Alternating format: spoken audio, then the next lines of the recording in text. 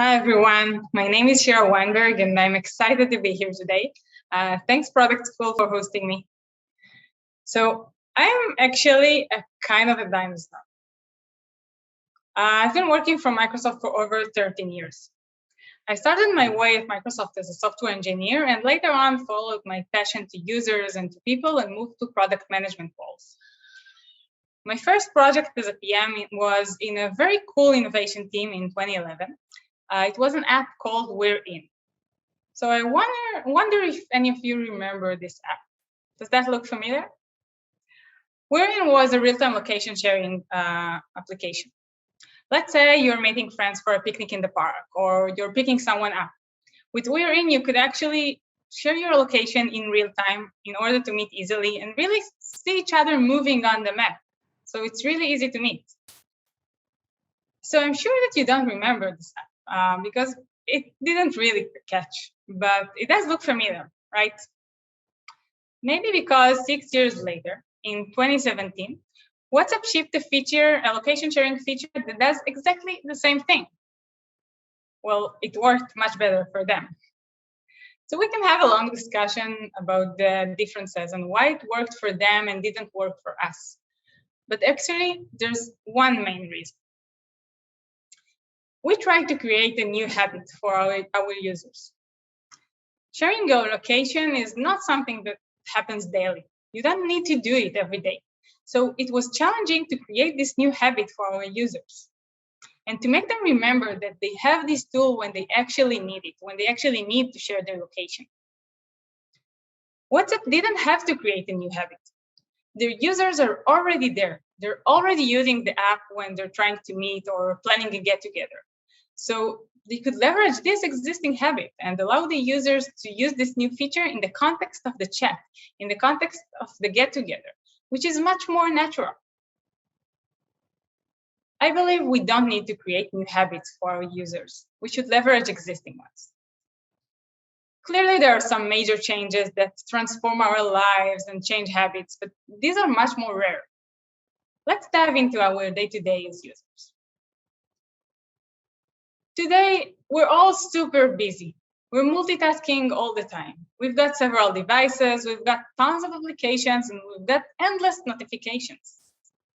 An average user has about 100 applications installed on their smartphone, but they only launch 9 of them every day.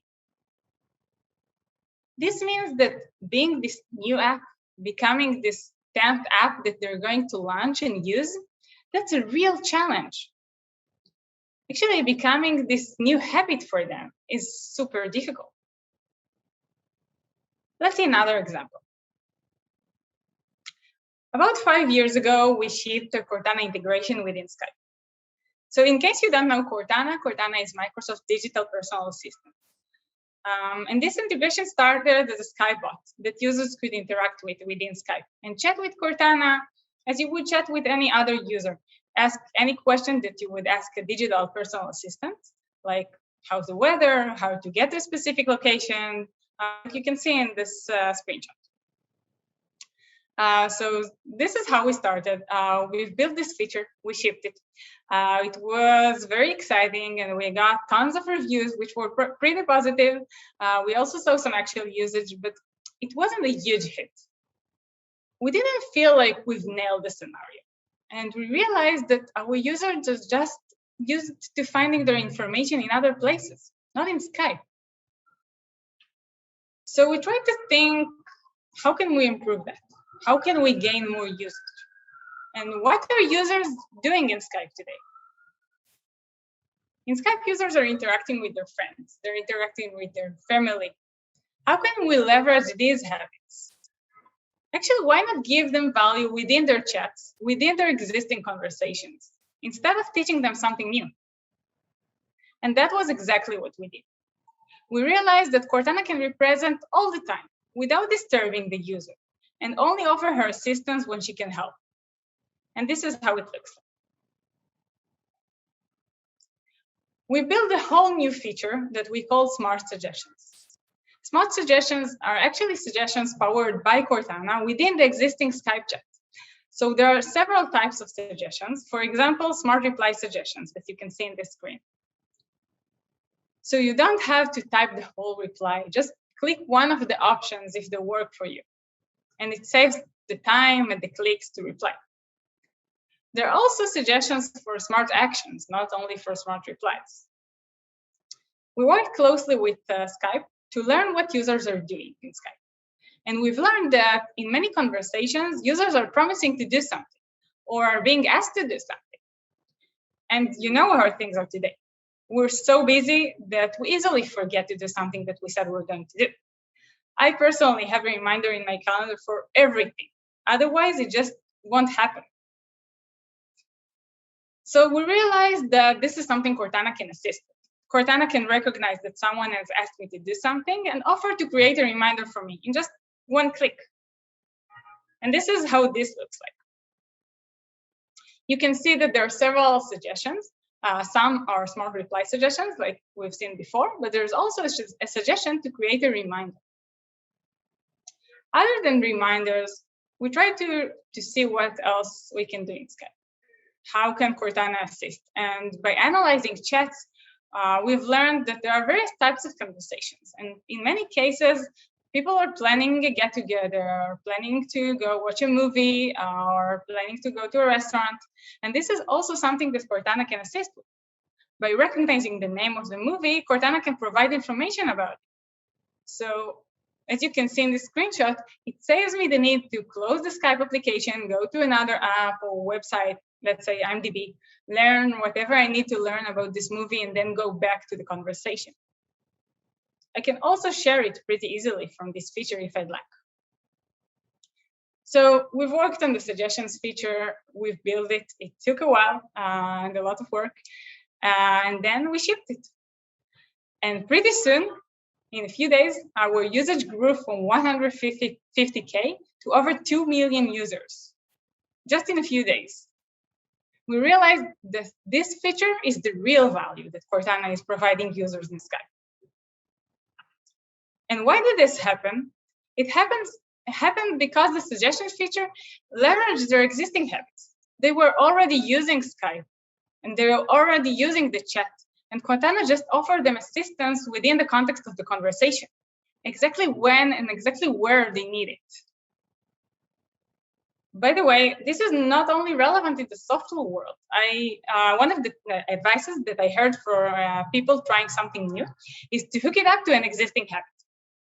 So for example, let's say you want to lift weights every day, but you never really get to do it. One good approach could be to place the weights next to your front door and lift them 10 times every time you leave the house or every time you enter the house.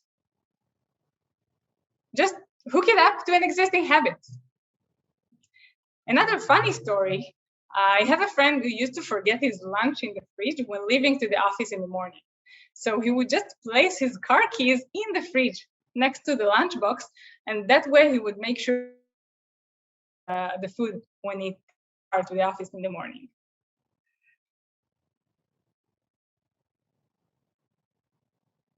Just like make sure that this is working. Okay, sorry.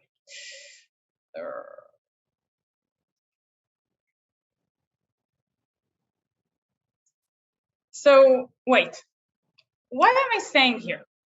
Am I telling you not to create new apps anymore, just create features within existing apps? Am I saying that if you're working on a new product, you can just close your company tomorrow? Definitely not.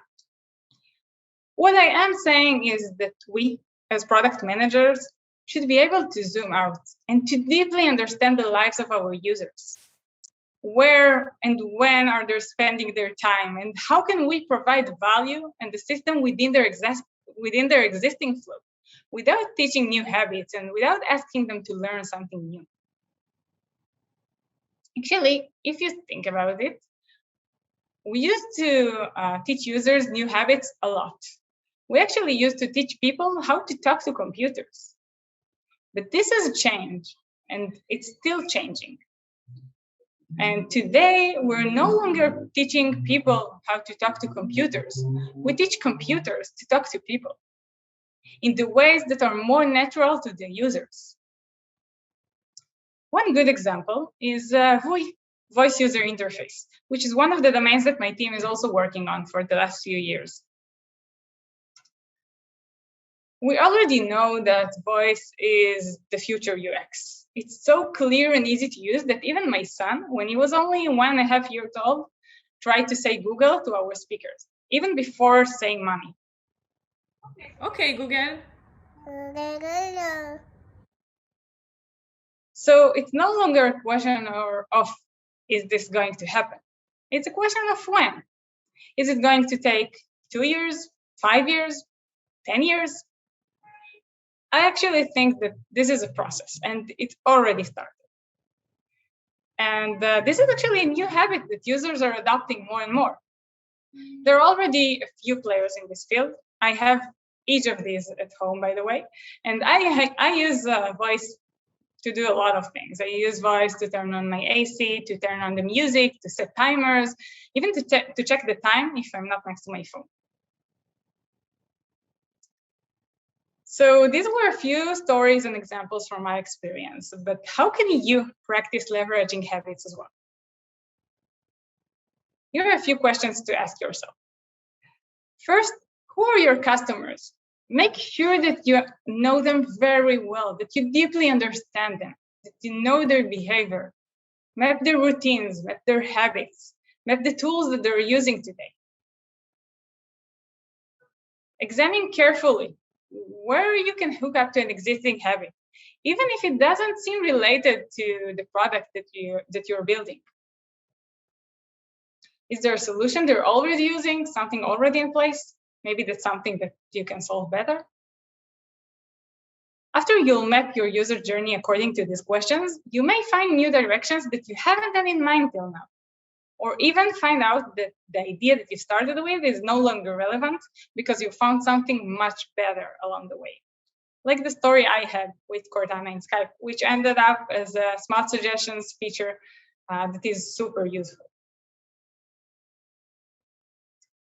So I hope you found this session useful, and good luck. Thank you.